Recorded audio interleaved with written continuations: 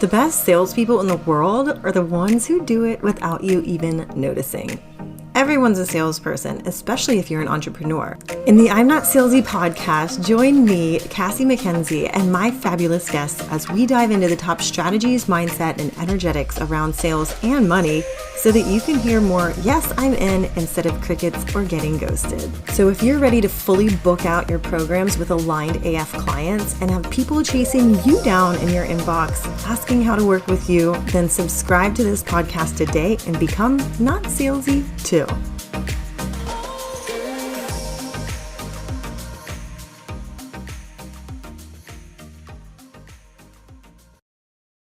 If you've ever sat there and looked at your DMs and been like, oh my God, this is literally full of crickets. Like there's nothing going on but the rent here.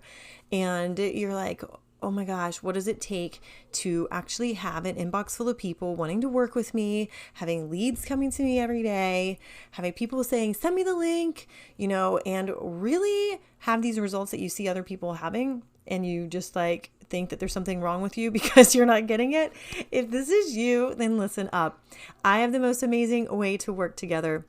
And I feel like this is something that you don't have to experience, right? If you've posted up content every single day for months now and you're still not getting any inbound leads reaching out to you, and you actually want to fill your programs with ideal clients and have people saying, send me the link, and really build your business, but you feel like it should be working right now, then don't throw in the towel. Come to Mama Cass. I want to see you filling your programs with dream clients. I want you to feel like you're so completely confident when you're promoting your programs, and that you hear way more of a yes instead of getting ghosted, and you know exactly what to say during your sales conversations. And when you show up, whether it's in the DMs and you're talking to like the crazy amount of people that really want to work with you, or you're on a sales call, I want you to be able to get on the phone and get on sales calls with people who are already pre-sold, saying, how can we get started without you even having to pitch them? And even when you do have to pitch them and you get to that point in the sales call, it's so easy breezy that it's just like, it's easy as breathing, right? I want you to know that this is possible, because this month I'm starting with a group of experts, a group of coaches and consultants who really want to grow their business. And I'm going to teach you how to turn your coaching business into a sales machine, but one that's actually fun to run, right? Like the Maserati of sales machines, a Porsche, right? So we're going to go way past just giving you trainings and processes to create a steady flow of inbound quality leads. I'm actually going to be practicing scenarios with you so that you know how to close your sales, you know how to develop customer relationships, and you get real-time feedback on your actual DMs so that you start closing sales in the DMs and you start hearing more yes on your sales calls. And I'm even going to give you the tools to clear out the old fears and beliefs and the frustrating emotions that have prevented you from making sales so that you start stacking money in your bank account. There's nothing else like this online. I expect this first group to fill up really quickly, and I want you to send me a DM on Instagram or on LinkedIn with the word sales. Tell me that you heard this on the podcast, and I will get you the details, because I want to see you wildly successful. I want this ripple effect to really take off. It makes me happier to see your results than to see my own, because it means that this ripple effect is happening and that the work we do together is going far beyond just the call that we are on, that it's going on to impact your clients and impact the lives surrounded by them as well. This is the vibe. So this is what we're doing in the Sales Queen Takeover. You're going to learn how to attract leads that are aligned with you, that feel great working with. You're going to learn how to do this in a way where you're able to easily close them on the sales calls, easily close in the DMs, so that you can get to work helping the people who need you most, and that you can have an insane amount of impact on the world on a daily basis. So I look forward to seeing you there. I am so excited for this to get started, and I can't wait to hear what you create.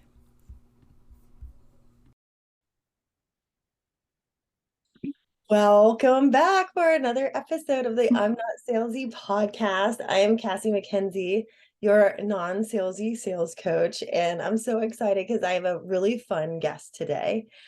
So you guys know I started off in on LinkedIn back, I would say like at the end of 2022. I got like really serious about it. And so I've had the fortune just in a short amount of time, like 3 months on Instagram felt like 3 years sometimes, but 3 months on LinkedIn just goes by so fast because you get exposed to so many fun people who are like crushing it. And so today I have such a special guest because I have Debora Prossomariti on as my guest straight from Spain, although originally she's from Italy. So she already had plenty of points in my book from the start. And you'll have to excuse my cough a little bit. In Florida, the allergies have been nuts. So I am definitely not immune to all of that. But back to Debora. So Debora actually used to work for Meta and Pinterest as a social media expert and um, she's a personal branding and strategic marketing strategist with an engaged community of over 27,000 people on LinkedIn. And she really started building online intentionally in 2022 and has become a real master at inbound sales and helping people to optimize their LinkedIn presence and build a personal brand so that they can stand out from the crowd and really start getting inbound inquiries instead of having to, sit there waiting for the leads to come in. You're actually seeing them come in. So I'm excited. I feel like this is such a conversation that to a lot of people is elusive and they don't know how to do it. And I'm really excited to get into this. So welcome, Debora. And is there anything you'd like to add from your background that I know like I did the broad strokes, but feel free to fill in whatever you'd love to. Yeah, thanks so much for having me today. I'm super excited to talk about sales, inbound leads, and LinkedIn. And as I started to get serious about it just a few months back, as yourself. Yeah. So there is always a lot to learn from each other. So thanks so much. Yeah, absolutely. And I feel like a lot of these social media platforms, they're so similar, but there's a lot of nuances to them. And LinkedIn to me is like more of a gold mine than any of the other social media platforms out there, especially if you're in the business of helping people and if you're selling something. And so I'm just curious, what was the thing that made you really take that step to say, okay, I know I work with some high profile companies here, but I really want to go out on my own and start to make a name for myself in a personal brand on LinkedIn? And what did that look like for you? Because I feel like there's a lot of people out there in my audience who are, trying to make more sales online so that you can leave your 9 to 5 totally, travel the world if you want, spend more time with your kids or visit your grandmother more often, and not be tied down to a desk all the time. So what was your motivation there? So there have been quite a few reasons why I decided to start my own thing. I didn't expect to do it so early in my journey, especially on LinkedIn, because it started to grow really, really faster than expected. I was already thinking about it, but like in 1 year span, not in a few months. And one of the main reasons is for sure the flexibility, because I've been learning a lot of languages. I've been traveling a lot, and I love like traveling and getting my own the freedom to travel, to visit people, to learn new cultures. And this is something that is really, really important to me. So being obliged to stay in the same city and just taking time off, so ask for time off to someone else is something that it has been not problematic, but it was something that was a bit bothering me. Yeah. And another factor was the fact that I realized that with spending less time, I could do more and offer more and provide more value. Yeah. And also get a higher ROI for myself. True. So with fewer clients, I can create more valuable offers and get I can get a greater impact without being stuck at a desk at specific times decided by someone else. So Totally. this is not the reason. In a lot of ways, it's like golden handcuffs, you know? And I feel like so many people, though, they struggle with having that consistent flow of clients coming inbound. And you said that you had a lot of really quick success. So what do you attribute that to? You know, because I see a lot of people, like I talk to a lot of people in the DMs, right? And a lot of them are like, oh yeah, I'm just building this brand. Like they're personal branding specialists too. And they're like, I'm building this brand if so that I can launch my offer in a few months. And I'm like, why not now? You know, like build what's the problem? Well, it's not, it's a thing that's building, you know, it's not ready yet. And I'm like, well, I don't understand that because to me, from a marketing standpoint, you'd want to test your offer out anyway to see how it's being, you know, welcomed by the people. But also I can see how there could be for some like a lag time between coming online and then actually seeing the sales roll in, right? So what made you different? Like what do you feel like you do differently that you're excelling at that maybe other people can like really look at and get honest with themselves about, you know? So the fact is that I was already in client management in social media. So I was account manager in Pinterest. So I was already managing a portfolio of accounts, both in when I was working in marketing strategies and sales within Meta and Instagram, and then for Pinterest. So the role itself is not super different from what I was already doing. So creating marketing strategies for my clients and aligning needs to make them convert more. But I was working on the paid ad side, so it was a bit different. So basically, I combine both my love for writing, so storytelling, and the knowledge related to social media management and like the psychology behind sales, because sales is all about psychology and as well as marketing. And I started to build really being myself, stay true to myself, sharing my own stories. And when I became serious about LinkedIn, I started to apply the marketing knowledge that I already had. So the strategies that I was already building for my clients, aligning with my own needs. And so I started to combine both sides, and I started to create content that was intentional, like with specific objectives. So each post has specific objectives. It's not something just for the sake of it. Probably some of them, yes, just for my own entertainment, but most of the time, it's it has purpose. So what I did was starting from myself. So I started with something that I knew. So my passions, still related, connected with my business. So like still on a professional side, because I have a lot of passions. I listen to music. I played piano for 15 years. I'm into fitness. Of course, I didn't talk about everything.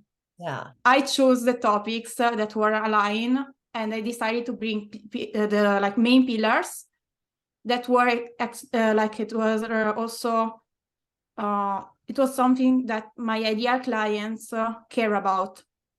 So it was also a way to attract them and align all aspects. And I think the main difference here is that I didn't start selling straight away, like with the offer straight away. I didn't even have an offer initially because I was in my full time. I was just using LinkedIn for fun and for for networking opportunities and like studying, learning my own subjects. So I started with the audience and I started to build my own brand around these topics that were like my passions, but also my work. So I share knowledge and like with the specific content, which was more related to like as more the purpose of convert. So there are specific pieces of content that you can use to trigger action. It comes natural for people, if they already know you, to get in touch. Yeah. I mean, what percentage though would you say are people who reach out to you who already know you or that you know of versus the ones that are like, oh my God, I didn't even know you were following me, and they end up in your inbox? Because like for all of them, all of the sales calls that I had so far, they knew me already. they did? Okay. So, because I mean, just this week, like there was one post yesterday that I made, and I had 3 people in my inbox like right away and more. And I'd never heard of them before. Like I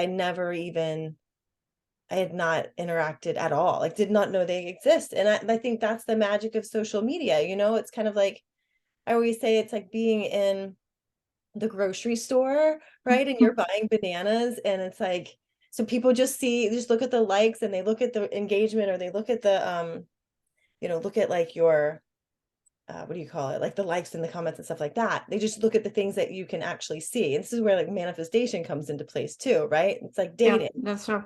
Where you're like, well, there's no good men out there because you've just looked at the people right in front of you. It's like saying nobody's shopping for ice cream while I'm shopping for bananas. You know what I mean? Like there are people in the rest of the store out there, and they're shopping for stuff all the time, and they might come around to the produce section. So you better sure as hell be ready to sell to them if they're a good match for you. You know what I mean? Like, it's just like dating. You better be available for them. And they're not going to come up to the people who are like, well, there's no good clients out there. Like that's a whole vibe. That's a whole energy. I feel like you bring the energy to, like, that's magnetic. Like we talked about this on our other call where you were like, yeah, I don't know, Okay. like it just took over. You know what I mean? Like I'm just magnetic. I just, like people just love what you say. They follow you and they trust you.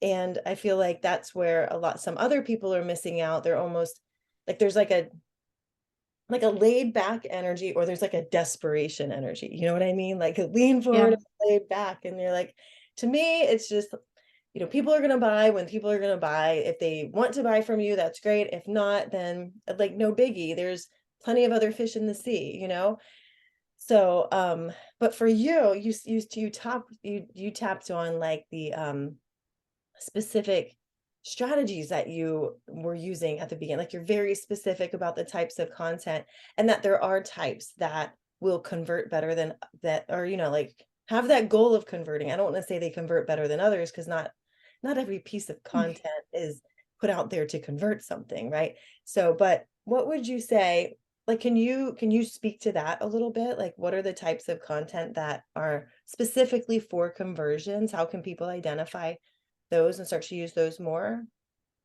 So usually it's like I usually take an holistic approach to content creation and to my business as well. So an important thing is getting a lot of clarity and alignment. So what people miss is this clarity and this alignment with the big picture. So they share content, they share great tips about their area, their industry, but then they fail to connect with their like ideal audience and the people they want to attract the attention from. So there are differences, and another important point here is the social proof. Right. Okay. And social proof, and make it like it's like the likelihood of success from your offer is very, very high, and the risk involved is low. Why? Because people, they try to avoid changing, like changes, they try to keep the status quo as much as possible. So if you manage to make very, very clear the cost of inaction, it becomes higher, and the pain of not doing like anything or keep doing what you are doing, it becomes higher, then people take action because they really feel the need and they really feel the pain of not doing like something aligned with what they want to achieve. So I think it's more about alignment, and it's like make very, very clear the pain points Mm-hmm. what you actually help with, like the problem, the big problem that they have, Mm-hmm. and have clarity on their desired outcome. Mm-hmm. So, and also know your people. So if you don't know who you want to target and you are just talking to everyone, it's Yeah. like talking to anyone. Oh my God, I know. So no one. So this is a big problem for most people because they just want to get as much attention as possible. They want to get a lot of likes, a lot of reach, and they end up not like selling anything. Exactly. Yeah. And I see this a lot with people. And I did the same thing when I first started as a coach, because I was like, well, I'm a life and business coach. I can help you with both. But like there's a million life and business coaches out there. And what do you actually want to help with? Like some help with trauma. I am not your girl for that. Like some help, help with anxiety. And like I can, but I don't enjoy it. And even in the sales conversation, like I did a 4-day Red Hot boot camp. Yeah, Red Hot Audience boot camp. If you're listening, you can still get the link before I start charging for it. So go do it. But anyway, excuse me. Anyway, but like even the first day of that, helping people pick their niche, I was like, oh my gosh, I like this. I'm good at it, but I don't love it. It's not like getting into some conversations about like content and sales. I can really dork out about that. To me, your niche, you're like, niche down for God's sake, pick somebody. It's like standing at McDonald's not knowing what to order. Like I was that child growing up where my mom's like, there's 5 things on the menu, it literally has not changed in 2 years, just pick something. So maybe because I I got stare at the menu and then I pick everything, like all the same, every time the same thing. So I still stare at the menu and then I end up picking the same thing. it's so true, because you're like, oh, I don't, and that's a whole conversation in itself, right? But like there's so many things you can focus on, but you do have to, like, how do you understand the problems of everybody? You just can't. So that's why it's so important, like you said, to know your customer and know what they're going through. um so, and as far as that goes, like, why do you think that some people get leads and others don't? Like, you're a master of helping people get the inbound leads, and I think that goes along with this conversation that we're having. Yes. um are there any specific things that they're doing or not doing that, some people are getting them and others aren't? Mm-hmm. So one of the key factors is that they are hyper focused. Mm-hmm. They know exactly the pain points of their audience, the kind of support that they can give, and the people they are targeting. So, and the kind of results that can provide. Of course, not specific because it like depends on the on a lot of variables and also the implementation itself. But Mm-hmm. if you have lists are clear, what you're doing, the top challenges that you help them with, the kind of results that they can expect. You can pass from digital marketer, CEO, specialist, ads manager, and a list of titles saying that you can provide everything like in a very, very generic way Yeah. to be the expert for that specific need. Yeah. So whenever people they have that problem, you will be the first one they will call because you get to be you naturally become the go-to person related to that specific issue. Yeah. For I mean, me, that issue is marketing strategy in a very holistic and very structured approach. mhm. Why? Because I have a background in business administration. Yes. Yes, exactly. Exactly. I love that answer. Yeah. And I feel like you touched on something there, like, because of the implementation, I feel like that's where a lot of people also miss the mark, like that's where you can, download a PDF or consume content all day long, or listen to podcasts, and even do like a one-off session with somebody, or even a month-long session. But then the implementation, like having somebody there with you to make sure that you're doing the shit that you said you're going to do, and also, push through when it feels hard, because your brain, subconscious brain, is actually going to stop you, even though you consciously want the next level. Your subconscious at every level is going to say, well, no, that's not safe. And so I'm going to throw this distraction out, and it's going to be really convenient because it's going to stop you in your tracks. So even though you know you're supposed to be messaging these people or responding to that person who just DM'd you the word that you said to DM, we're just going to go get popcorn in the other room instead and then get completely like distracted. You know what I mean? Or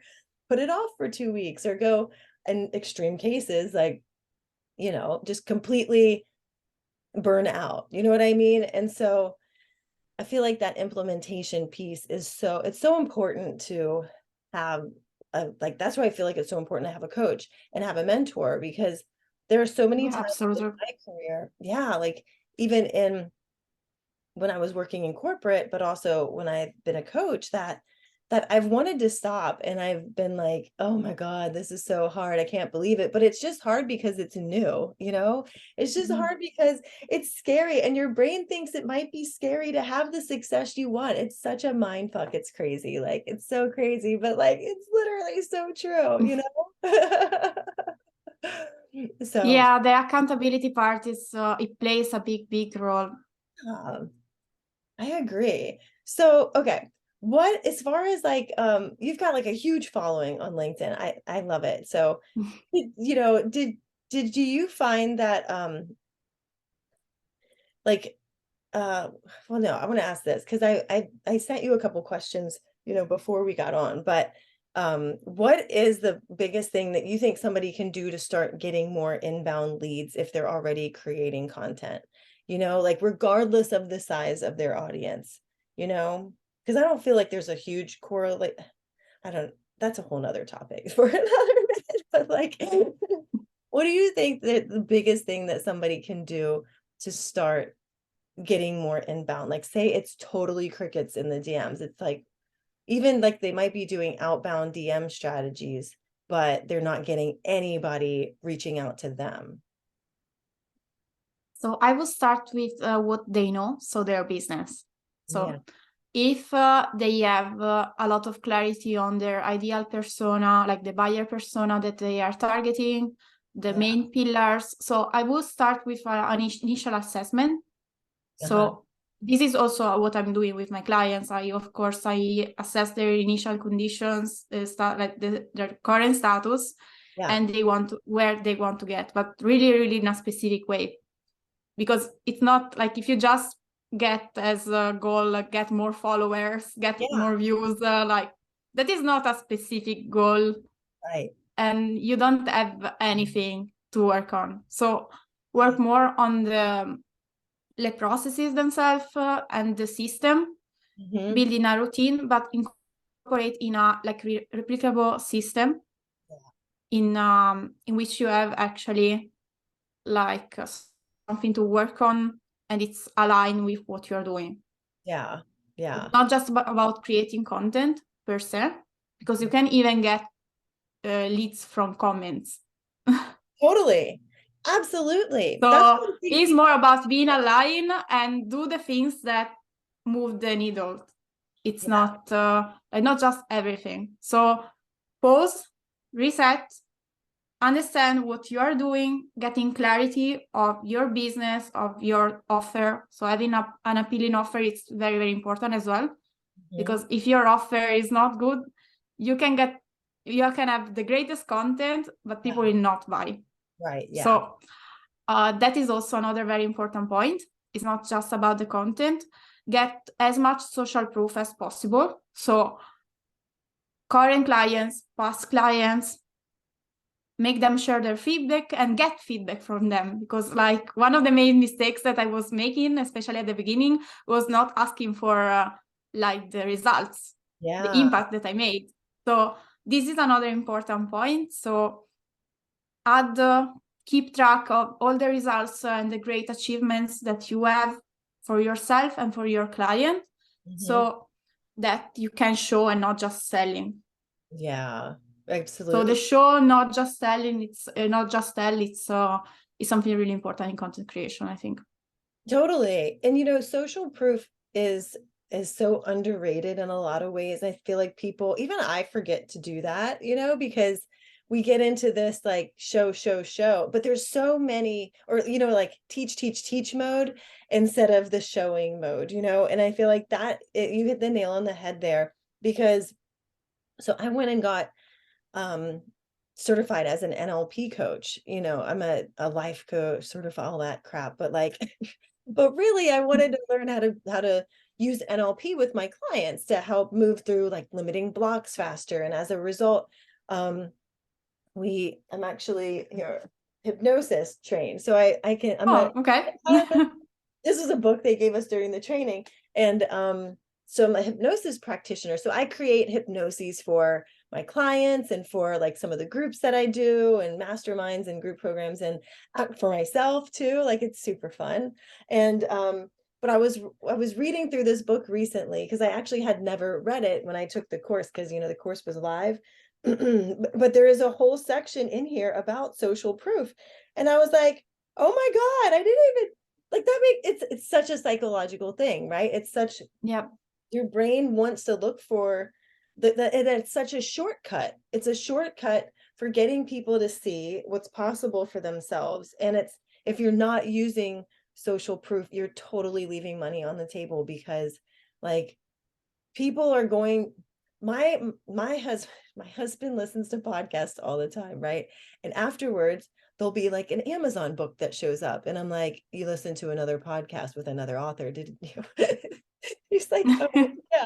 I'm like, do you realize every single podcast episode is somebody selling something to you? They're literally talking about their method, selling something to you. Like, it's great information, but you've got to read the book. You know what I mean?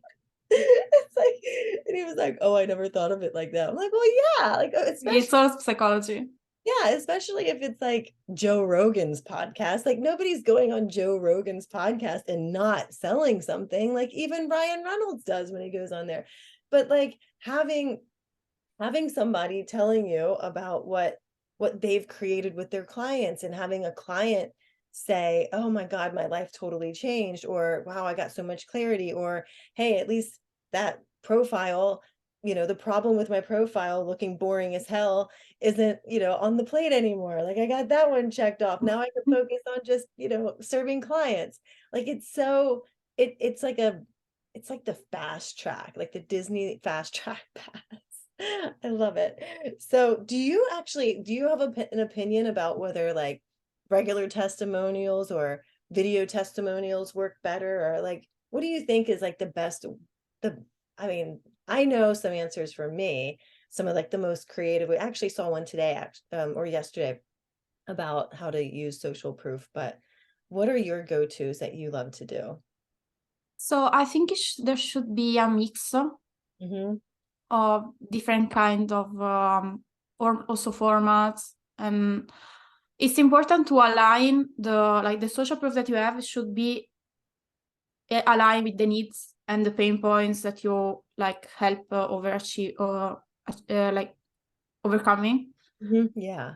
to your expected clients, so your ideal clients. Because if the social proof is just I got this certificate, no one cares. Like, why should I care about your certificate or your qualification? So I care about social proof if it's so you did something, you help someone with my same character, like very similar to me, overcoming an issue that I have.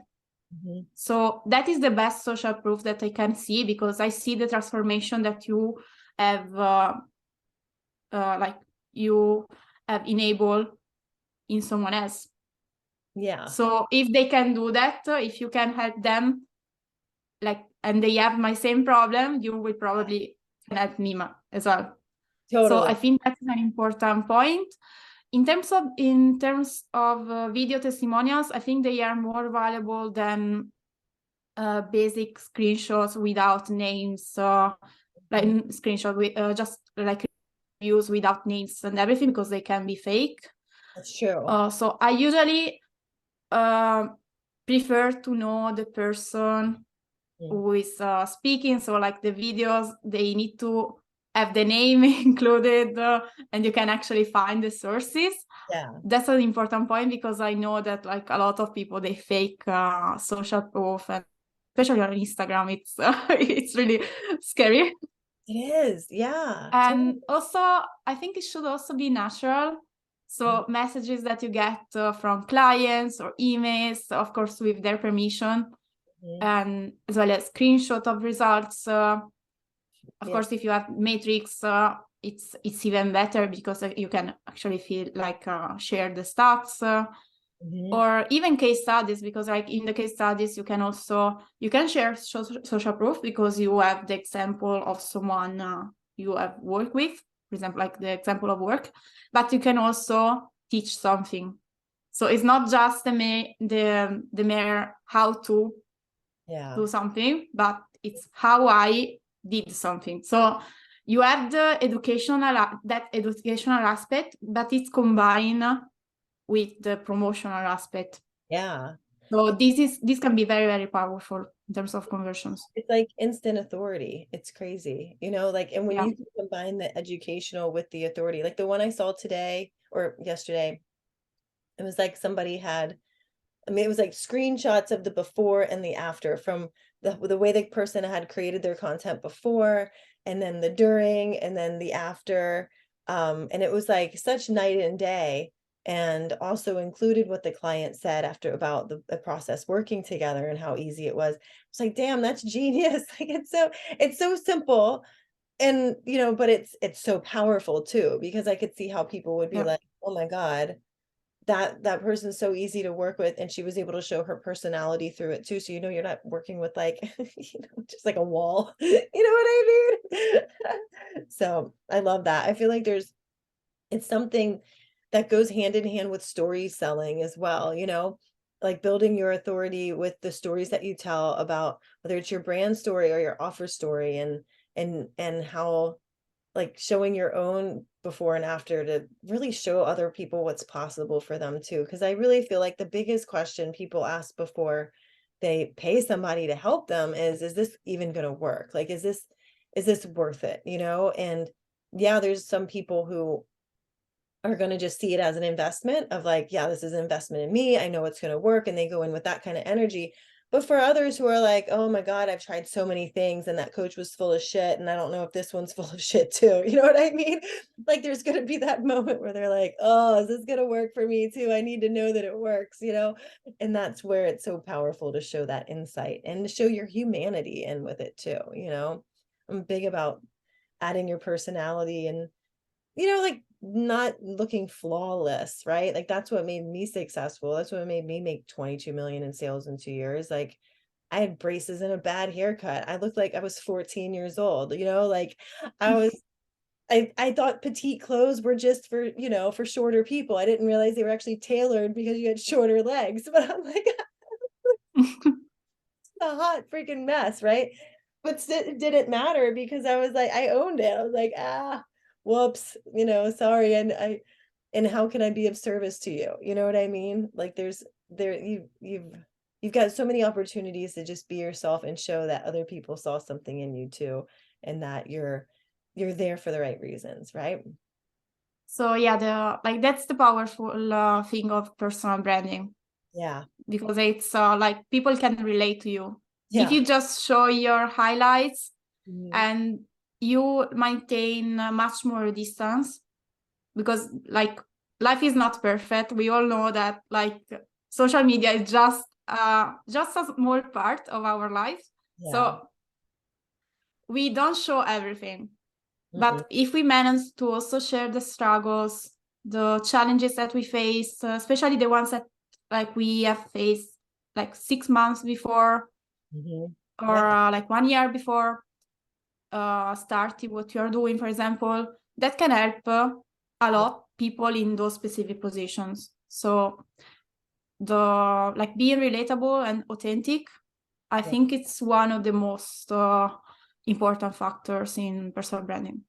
I love it. Yeah, so true. Well, Deborah, this has been so much fun. I'm so thankful that you were able to come on the podcast and share your genius. And I know that you have something you can offer or tell everybody how they can get in touch with you online. But then you also mentioned that you have ways to work together. And can you just share a little bit about that so that people who are listening can get in touch with you? Yeah, I'm building every day on LinkedIn. So Yeah. I usually share insights on online growth, strategic thinking, and people skills. Yeah. So you can follow me on LinkedIn. And I also have a brand new website, which is called www.debbie.pro. So that is a very easy to remember website in which I share my offers, as well as I have free resources to get started with content creation. Is a content kit that can be downloaded for free. Mm-hmm. So that's a good resource for everyone who feels stuck to overcome the writer's block. And I also like my main offer is one-to-one consultations. I help really develop a marketing strategy aligned with your needs to get clarity on the audience, clarity on the kind of content to share, as well as aligning the business goals with your marketing efforts. So get in touch if you need help, support with your personal branding to build authority on LinkedIn and get inbound opportunities. Oh, I love it. Yeah, so good. Guys, go follow Debbie. You will absolutely love it. I am so thankful for you for coming on. This was such a great conversation. And really, I mean, I do this stuff every day. I teach people about this, but it gets me even going. Like, I'm like, oh my God, I could do that. I could do that too. You know, like you get so many ideas if you're open to it. Like, that's why I feel like we're always in learning mode. You know what I mean? Like, as soon the thing that separates successful people from unsuccessful people is the ability to like look at a topic that you've learned about over and over and over again and look at it like it's the first time. You know what I mean? Like listen, like it's the first and learn also. Yeah. That's a big it really is, because you pick up like I don't want to if you're I love the quote that's like, if you're the smartest person in the room, then get the fuck out of that room. Like, seriously, like move out of the room, go find a different one. Like, I don't want to be the smartest one in the room. I don't want to always be right. I want to be learning and getting better at what I'm doing. You know what I mean? So you did a fabulous job of that today. Thank you so much. Guys, go follow her on LinkedIn. Go check out the Debbie.pro website and download her content kit, because I'm sure it's packed with so much value. So thank you so much. And we'll see you guys on the next episode. Bye. Bye-bye. If you loved this episode of I'm Not Salesy, then go ahead and hit subscribe so that you're notified of the next episode. And also leave a 5-star rating and a review. And if you send it to the link in the show notes, we will send you a present in return. We also love to feature reviews on the podcast as well. So we'd love to feature yours. So go ahead and send a screenshot to the inbox and come find me on social media. I love hearing what you're up to and how you're becoming not salesy too. I'll see you in the next episode.